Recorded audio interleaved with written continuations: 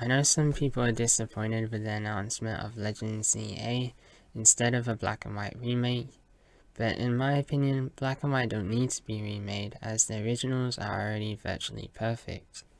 And as we saw with BDSP, if the sole purpose of the remake is just to bring the game to the most recent console, with little innovation to the region or story, then we just end up with a soulless game that no one is really satisfied with.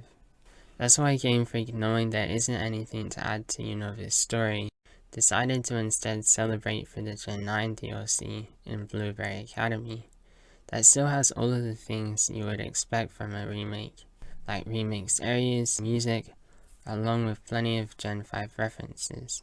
Whereas Kalos' story is far from complete, there's still so many questions to answer and areas that can be expanded upon. But I'll discuss Legend ZA next week.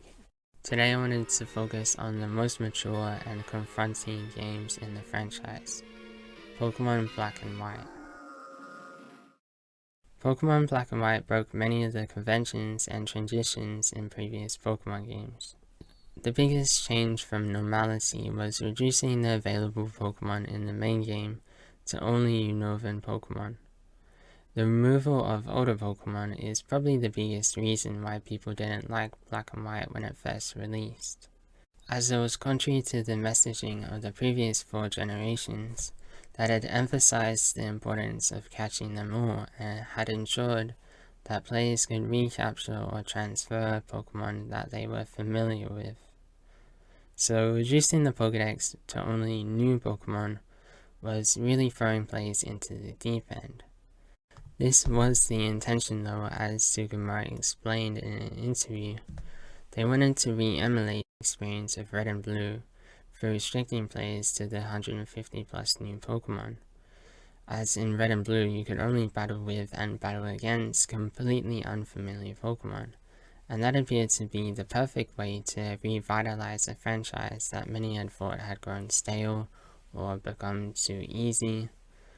The problem, however, was that many of the designs were unpopular, at least at the time, as many of the designs seemed to be variations of Kanto Pokemon, while others people just thought looked stupid. Although in retrospect, I think Generation 5 should get more credit for how much love it gave to struggling bug and fire types that had been shunned in previous generations. While older Pokemon only being accessible in the post-game made these post-game areas much more unique and motivating to explore. And it also meant that the post-game battle facilities provided a unique challenge, as most trainers in the Royal Unova or the Battle Institute specialized in an older region's Pokemon. So it felt like you were representing Unova and taking on the rest of the world. I wish they expanded upon this idea by having a world tournament where you face off against each region's champion.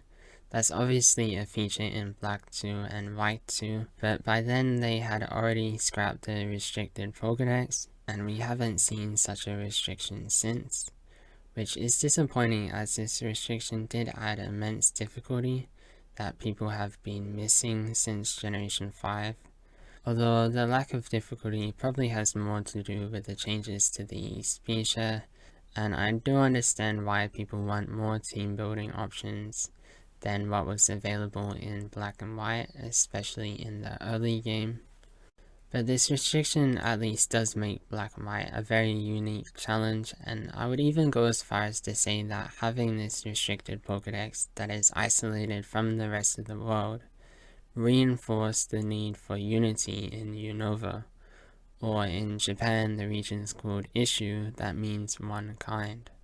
And Masada explained that he named the region Issue after a trip to New York where he thought it was incredible how so many different types of people and cultures had gathered together in one city. The people of Unova reflect this trait as they have many different lifestyles and ways of thinking, yet they are united in their love for Pokemon. Team Plasma attempts to tear apart this foundation that unites Unova by questioning whether trainers are loving Pokemon by capturing them and using them for battle. They argue that trainers prevent Pokemon from becoming equal beings, and therefore should be liberated. And while they are able to convince Burr and others to reflect on their relationship with Pokemon, ultimately no one is convinced of Pokemon liberation, because as Drayden said, if Pokemon didn't want anything to do with humans, they would simply leave. The reason they stick with the trainers even when they get hurt is because trainers bring out the best in Pokemon. For example, without Bianca caring for Munna, would have been stolen by Team Plasma and not had grown stronger. But without Munna, Bianca wouldn't have been challenged. Team Plasma's ideology is also flawed because there aren't even any trainers in Unova who treat Pokemon as slaves or tools, except for Team Plasma. Even N, who had only cared for injured and tormented Pokemon, began to have doubts about Pokemon Liberty from Ghetsis' very first speech, where he heard our Pokemon say they wanted to be with us, and for the rest of his journey he kept on encountering people and Pokemon that enhanced each other's lives. Which is why N's convictions faltered in the final battle. He was conflicted between the injustice he felt in his childhood that formed his ideal for Pokemon Liberty, and the truth that he experienced on his journey, where Pokemon had a beneficial relationship with people. And this undeniable reality is why Team Plasma had to concoct such an elaborate plan. As one of the sages admits in the postgame, the castles rising from the ground were intended to put people into a state of shock, so that they would surrender their Pokemon to Team Plasma. He now wonders whether that plan would have actually succeeded given the strength of spirit that you and other Unova trainers display, compared to Ghetsis, who didn't have any convictions for Pokemon Liberty. He just wanted Pokemon so that he could become more powerful. And despite his plan unraveling at the end, I still applaud how cunning Ghetsis was. He was patient as he recognized the importance of having an innocent leader like N, who could attract the legendary Pokemon to re-emulate the circumstances that unified Unova. A legend that everyone is familiar with and would have respected if N had one. Although in saying that, Team Plasma were missing a key aspect of that legend, that only lorekeeper Drayden shed a light on, that when Unova was created, neither Reshiram nor Zekrom actually won, neither truth nor ideals prevailed. They were always destined to coexist equally. The inclusion of this legend creates this great sense of destiny for that final battle, as unlike other Pokemon games, they don't try to surprise you with who the evil team is or what they're up to. As you become aware of Team Plasma's ambitions and the legend of Unova in the second town, the next couple of encounters with N reveal where you're headed and that you're gonna have to defeat N to save Unova. Yet no matter how desperate you are to avoid this fate and dissuade N from joining Team Plasma, there's ultimately nothing you can do to stop his resolve, just like how he is unable to convince us to side with him and join Team Plasma. Your confrontation with N isn't the only battle foreshadowed though. The sage at Pinwheel Forest tells Burr and Lenora that they will no longer tolerate any more obstruction from gym leaders, and will defeat them one day. And then the gym leaders gang up put aside the differences to destroy the 7 sages, which is another really good example of unity in Unova. Professor Juniper also foreshadows that we will meet many different perspectives and points of view, and Black and White does such a great job at creating interesting character dynamics that highlight people's different perspectives and points of view. There's Charon, who is very impatient, believing that strength is the only factor to becoming a great Pokemon trainer. Hence, the perfect foil for his character is the laid-back champion, Oda, who is patient and respects others. And I love how Oda questions Charon what he intends to do once he's become champion. He believes that becoming champion will justify his existence and make him feel truly alive. But his desire for strength and to become champion is ultimately very selfish, similar to the desire for wealth or fame, and it has shaped Charon to become a very black and white thinker.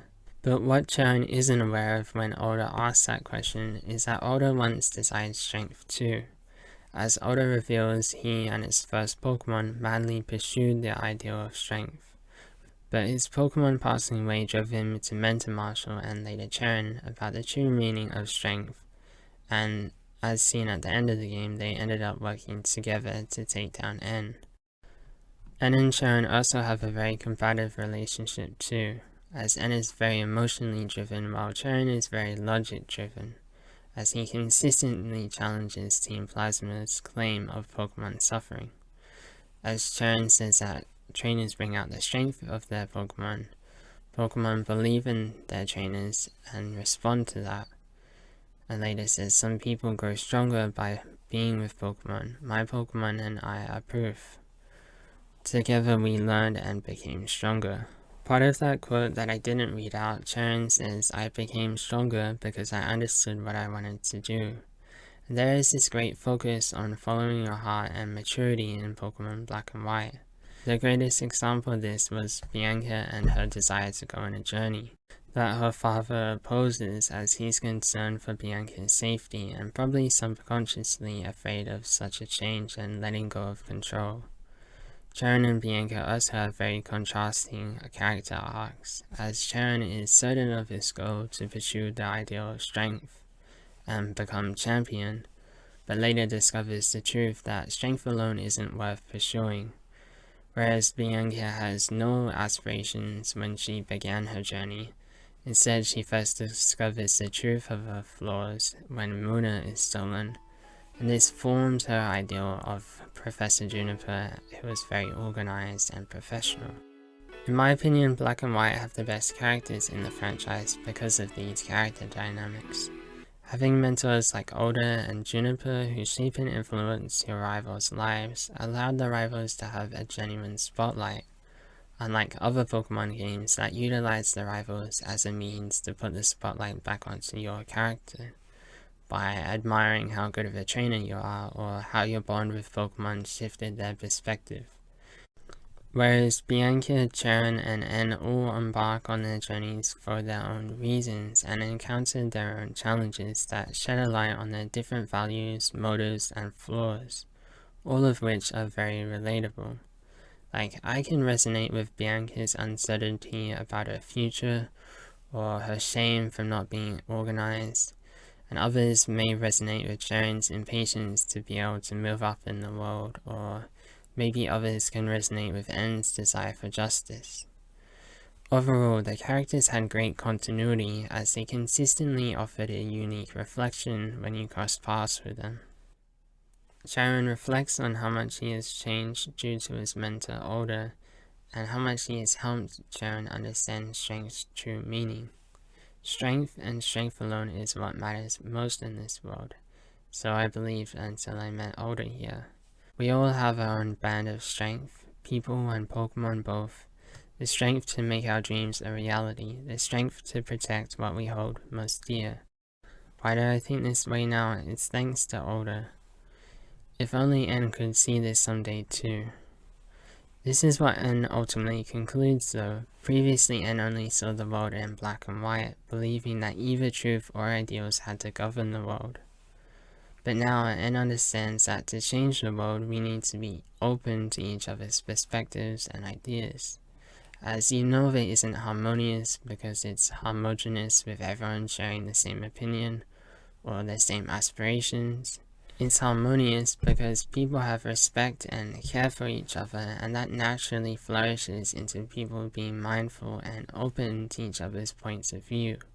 In fact, Black and White's characters only grew when they were open to other people's perspectives. For example, Burr listened to Team Plasma's criticism of trainers' treatment of Pokemon, and that renewed his commitment to train and care for his Pokemon. While Bianca's father only realizes after listening to Elisa that he was being stubborn and selfish by preventing Bianca from discovering the world for herself.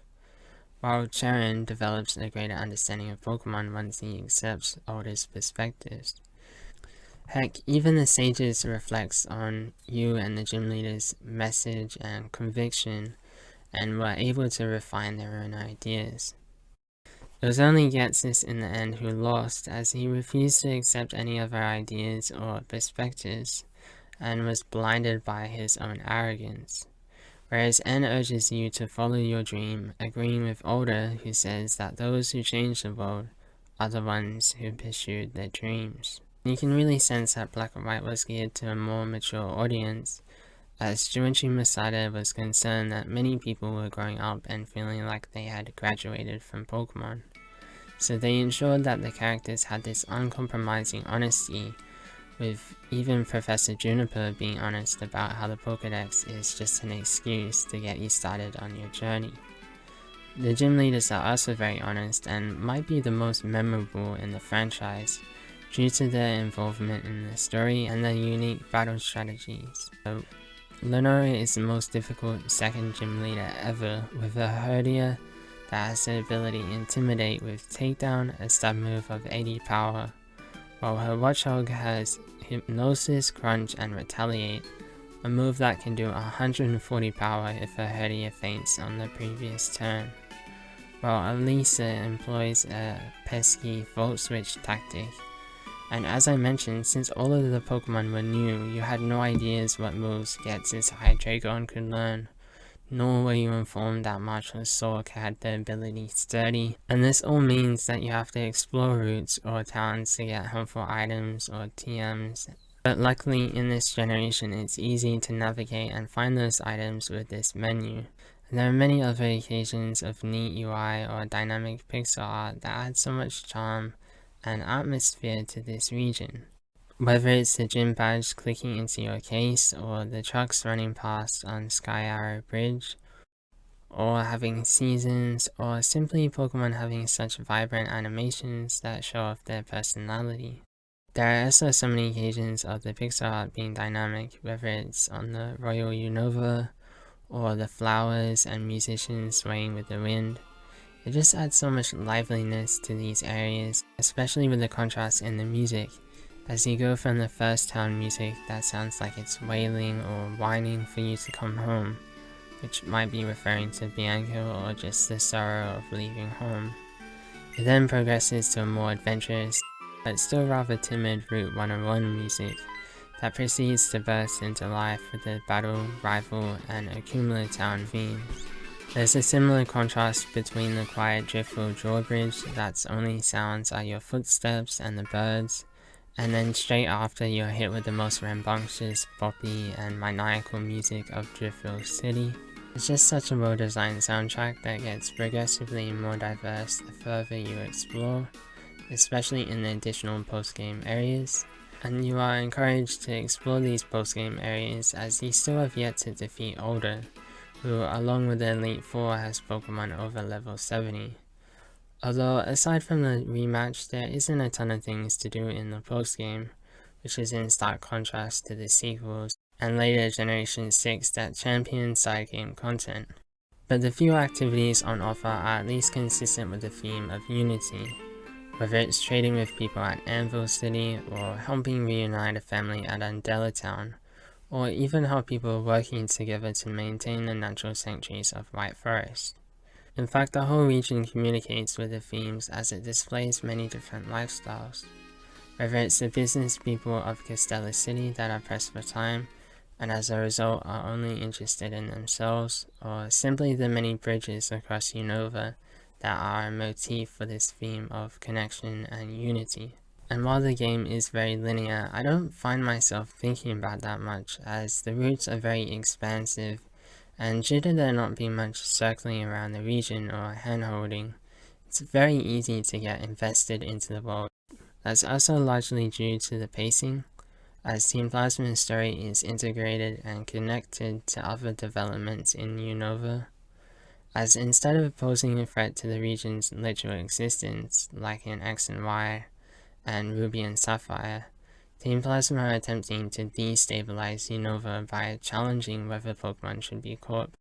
And this open debate that occurs throughout the whole game not only enables all of the characters to have opportunities to clash with Team Plasma that elicits deeper reflections than we previously had, but it also enabled the climax to be combined with the Elite Four, as the characters had already interacted with Team Plasma in a meaningful way. This is unlike other games in the franchise where there is this separate, disconnected chunk of the game where you exclusively have to deal with the evil team. And in these games, the existential threat and tension is built very suddenly and sometimes quite superficially, and there's not really much time to digest what is happening. It feels like all a bit of a blur and rather forgettable. Whereas Black and White has a much more methodical method of storytelling, where characters develop gradually that builds to a natural and logical climax that is much easier to follow and immerse yourself in compared to other games. So Pokemon Black and White's greatest weakness of not having much side or post-game content and being a very linear story and not even advancing the series much technologically is also in a way its greatest strength, as resources were instead spent on delivering the most focused and refined Pokemon story possible. And the result represents a culmination of everything Game Freak had learned in pixel art and UI, in battles and exploration, and in building a story with great continuity.